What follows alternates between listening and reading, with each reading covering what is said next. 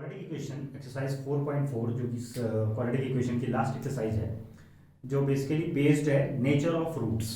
Roots का nature कैसा होगा। जब भी आप क्वाड्रेटिक इक्वेशन को सॉल्व करते हो, कोई भी क्वाड्रेटिक इक्वेशन हो, तो उसके हमेशा टू रूट्स आते हैं, दो रूट्स आते हैं।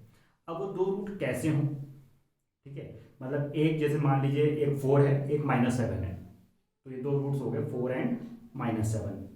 तो 4 and -7 they are entirely different, अलग अलग है, ठीक है, और रियल है। मान लीजिए दो रूट्स आए, एक आया 7, दूसरा आया 7, तो यहाँ पे दोनों रूट्स इक्वल है, ठीक। और कुछ ऐसे रूट्स होंगे, दो रूट्स जो सिर्फ इमेजिनरी होंगे। तो तीन तरह की पॉसिबिलिटीज हैं कि या तो रूट्स रियल हो और रियल में भी दो पार्ट अलग अलग हो या सेम हो, या तीसरा जो पार्ट है वो इमेजिनरी, मतलब रूट्स रियल ना हो। तो उसके लिए क्या कंडीशन है, सबसे पहले उसको डिस्कस करेंगे, फिर उस पर बेस्ड दो क्वेश्चन। तो ये एक्सरसाइज है नेचर ऑफ रूट्स, यानी कि मूलों की प्रकृति क्या है। देखिए आपने क्वाड्रेटिक फॉर्मूला पढ़ा था, x equals to -b plus minus B square minus 4ac upon 2a। यहाँ पे बी स्क्वायर माइनस 4ac, ये इसको हम लोग बोलते हैं डिस्क्रिमिनेंट। ये होता है डिस्क्रिमिनेंट, यानी कि विविधकर, हिंदी में बोलते हैं विविधकर और डिस्क्रिमिनेंट। ये बी स्क्वायर माइनस 4ac ही सब कुछ डिसाइड करता है कि रूट्स कैसे हैं। अगर तीन केसेस हैं, ठीक है, इसमें से दो केसेस में डिवाइड करते हैं, फिर तीन केस करेंगे। अगर रूट्स रियल यानी कि वास्तविक हो, रूट रियल ना हो, नॉट रियल यानी कि काल्पनिक हो,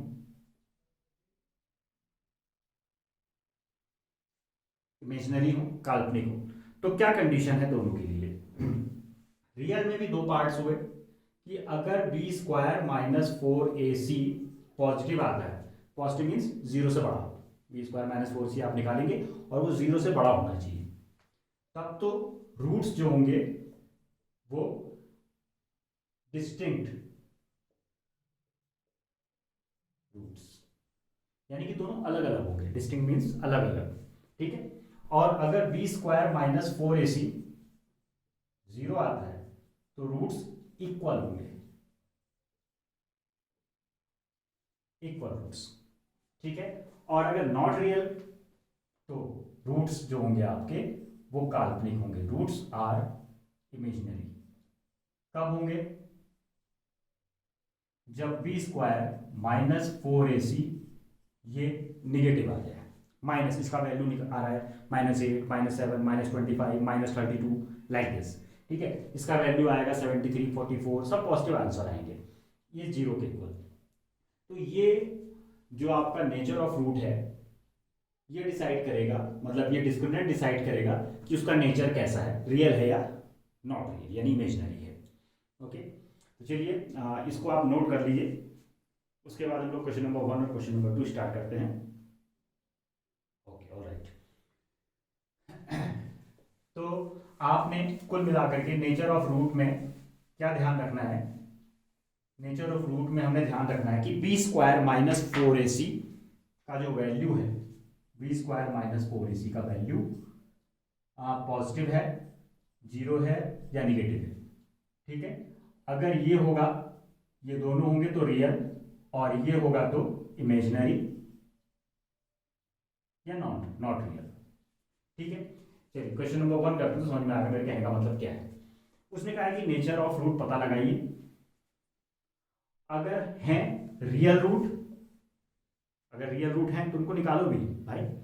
तो ठीक है, पहला पार्ट देखते हैं, 2x square minus 3x plus 5 equal to 0। यहाँ पर a का वैल्यू 2, b का वैल्यू -3, c का वैल्यू 5। अब लोग डिस्क्रिमिनेंट निकालते हैं, B square minus 4ac, b का वैल्यू -3 का स्क्वायर, 4, a का वैल्यू 2, c का वैल्यू 5, तो 9 और 4 40 यानी -31। देखो डी आ गया माइनस, निगेटिव आ गया, यहाँ पे देखिए निगेटिव कहाँ पर है, यहाँ पर, और नेगेटिव क्या होता है? इमेजिनरी, यानी कि काल्पनिक रूट्स, काल्पनिक मूल हैं, तो नो रियल रूट। तो इसके कोई भी रियल रूट नहीं है। अगर रियल रूट नहीं है तो आप नहीं निकालेंगे, तो इसके रूट्स नहीं निकाल सकते हैं, तो इसको यहीं पे छोड़ देंगे इस क्वेश्चन को। Okay, now question number 2। Question number 2 में भी आपने पहले चेक करना है कि क्या है। तो यहाँ पर हमारे पास 3x² minus 4√3x plus 4 equal to 0 है। ए का वैल्यू 3, बी का वैल्यू माइनस 4√3 और सी का वैल्यू 4। तो डी निकालते चलिए, b² माइनस 4ac से। b का वैल्यू माइनस 4√3 का होल स्क्वायर माइनस 4, a का वैल्यू 3, c का वैल्यू 4। इसका होल स्क्वायर खोलेंगे, 4 का स्क्वायर 16, √3 का स्क्वायर 3, ठीक है, 16 इंटू 3, तो ये 48 माइनस 48 0, डिस्क्रिमिनेंट 0 आया है। तो रियल होगा, रियल होगा तो निकालिए, ठीक है। तो रियल में क्या होता था, दोनों रूट्स जो है इक्वल आते थे जब 0 होता था वैल्यू डिस्क्रिमिनेंट का। तो इसको निकालेंगे कैसे? आप यही फॉर्मूला लगाएंगे, minus B plus minus under root D upon 2a। D वही है b² minus 4ac। Okay, value रखते हैं minus B, what is B? B है माइनस 4√3 प्लस माइनस, ये तो 0 ही आएगा, देखिए आप यहाँ निकाल चुके होंगे उसको। Okay, upon 2 into A is 3, तो ये 4√3 अपॉन 6, ठीक है। तो इसके जो दो रूट्स आए उसको थोड़ा सॉल्व करके 2√3 अपॉन 3, एक रूट ये होगा, दूसरा रूट भी यही होगा, क्योंकि दोनों रूट बराबर होंगे इसलिए, ठीक है। Okay, so this is second part, just note it down. Okay, now third part. Third part पे हमें पता लगाना है कि रूट्स रियल हैं या इमेजिनरी। अगर रियल हैं तो पता लगाइए, ठीक है। तो चलिए पहले तो क्वेश्चन लिखते हैं, 2x² minus 6x plus 3 is equals 0। यहाँ पे a का वैल्यू 2, b का वैल्यू माइनस 6, c का वैल्यू 3। तो d निकालते हैं, b² माइनस 4ac। b का वैल्यू हो गया माइनस 6 का square minus 4 into a into C, 36 minus 24 यानी कि 12। d क्या आया है? d आया है पॉजिटिव, 12 का मतलब पॉजिटिव, ठीक है, प्लस 12 आया है। तो रूट क्या होंगे? रियल होंगे, लेकिन इस बार दोनों अलग अलग होंगे, डिस्टिंक्ट रूट्स अलग अलग, ठीक। तो उनको निकालना है हमने। Again apply same formula, minus B plus minus D upon 2a, minus B plus minus D का value 12 upon 2 into 2, 6 plus minus इसके फैक्टर कर लीजिए, 2√3 अपॉन 4। तो अब x की आपके पास दो वैल्यू आ जाएंगी, एक प्लस को लोगे एक माइनस को लोगे। तो जब हम प्लस को लेंगे तो 6 प्लस 2√3 अपॉन 4 और 6 माइनस 2√3 अपॉन 4। इसको आप सॉल्व कर सकते हैं कॉमन लेकर के। कॉमन लेंगे तो 3 प्लस 2 कॉमन ले लेते हैं, 3 प्लस √3 अपॉन 4, ये कैंसिल हो गया 2। ऐसे यहाँ पे 3 माइनस √3 अपॉन 2। तो ये दो अलग अलग रूट आ गए इसके।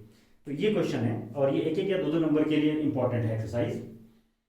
तो क्वेश्चन नंबर 1 और question number 2, question number 1 complete कर लिया, क्वेश्चन नंबर 2, तो ये दोनों क्वेश्चंस ही इंपॉर्टेंट है, क्योंकि एक एक दो दो नंबर में क्वेश्चन पूछे जाते हैं। Okay, now let's do second part, second question. Second question बहुत ईजी है। हमसे कहा है कि k का वैल्यू पता लगाइए अगर दोनों के रूट इक्वल है। अगर रूट इक्वल होते हैं तो b² माइनस 4ac क्या होता है? 0 होता है, ठीक है। तो if roots are equal then d is equals to 0, यानी कि b² माइनस 4ac इज 0, ये याद रखना है। अब एक पार्ट मैं कर रहा हूं, एक पार्ट आप लोग ट्राई करोगे इसके बाद। सेकेंड पार्ट मैं करता हूं, ठीक है। फर्स्ट पार्ट आप बिल्कुल वैसे देख करके करिएगा, बहुत ईजी है। चलिए, x minus 2 plus 6 equal to 0, इसको खोल लेते हैं, kx² minus 2kx plus 6 equal to 0।